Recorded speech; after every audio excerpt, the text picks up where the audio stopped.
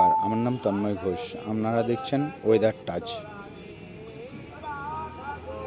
আজ মেঘলা ওয়েদার, কিছু কিছু জায়গায় হালকা বৃষ্টি হয়েছে এবং শুক্রবার সকাল থেকে মেঘলা ওয়েদার থাকবে এবং বৃষ্টিপাতের সম্ভাবনা কাল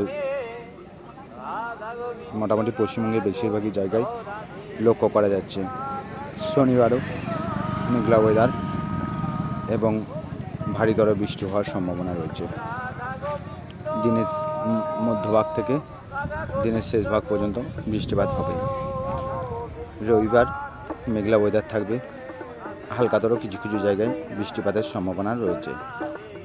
সোমবার মেঘলা ওয়েদার, টেম্পারেচার হালকার মধ্যে থাকবে 35 থেকে 36 ডিগ্রি এবং তেমন বৃষ্টিপাতের সম্ভাবনা নেই সোমবার। এখনো পর্যন্ত যা আবহাওয়ার সংকেত অনুযায়ী বোঝাচ্ছি। মঙ্গলবার কিন্তু হালকাতর কিছু কিছু জায়গায়, পশ্চিমবঙ্গের বেশিরভাগই জায়গায় বৃষ্টিপাতের সম্ভাবনা আছে। বুধবার মেঘলা ওয়েদার, টেম্পারেচার তেমন বিশাল কিছু থাকবে না, বৃষ্টিপাত কিছু কিছু জায়গায় হওয়ার সম্ভাবনা আছে। বৃহস্পতিবার মেঘলা ওয়েদার এবং দিনের শেষ ভাগে ভারী বৃষ্টি হওয়ার সম্ভাবনা রয়েছে।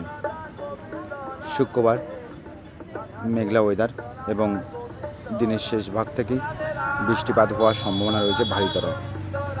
শনিবার একইভাবেই মেঘলা ওয়েদার থাকবে এবং বৃষ্টিপাত হওয়ার সম্ভাবনা দিনের শেষ দিকে রয়েছে।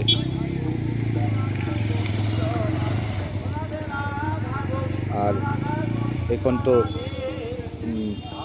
মৌসুমের প্রভাব বাংলাদেশ এলাকায় লক্ষ্য করা যাচ্ছে, তা আস্তে আস্তে পশ্চিমবঙ্গের দিকে অগ্রসর হয়ে আসছে এবং পশ্চিমবঙ্গের বেশিরভাগই জায়গায় বৃষ্টির প্রভাব লক্ষ্য করা যাবে। কলকাতা, ধানবাদ, বাঁকুড়া, বীরভূম এগুলিতে এখন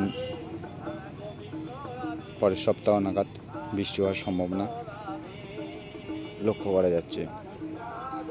তা মৌসুমের প্রভাবেই হোক আর সংকীর্ণ মৌসুমের প্রভাবেই হোক, তাই বৃষ্টিপাত কিছুদিন যাবৎ চলবে। এই যে 45 ডিগ্রি থেকে 46 ডিগ্রি তাপমাত্রা উঠে গিয়েছিল, তার থেকে অনেকটা রেহাই পাওয়া গেল এই মেঘলা ওয়েদারের জন্য এবং আংশিক বৃষ্টিপাত কিছু কিছু জায়গায় হচ্ছে, কিন্তু এরপর ভারী বৃষ্টি হওয়ার সম্ভাবনা রয়েছে। আর নেপাল, ভুটান, বাংলাদেশ, মায়ানমার এগুলো মৌসুমের প্রভাবে প্রচুর পরিমাণে বৃষ্টিপাত লক্ষ্য করা যাচ্ছে। তো আমাদের পশ্চিমবঙ্গেও তথা ভারতেও মৌসুমের প্রভাব আস্তে আস্তে লক্ষ্য করা যাচ্ছে।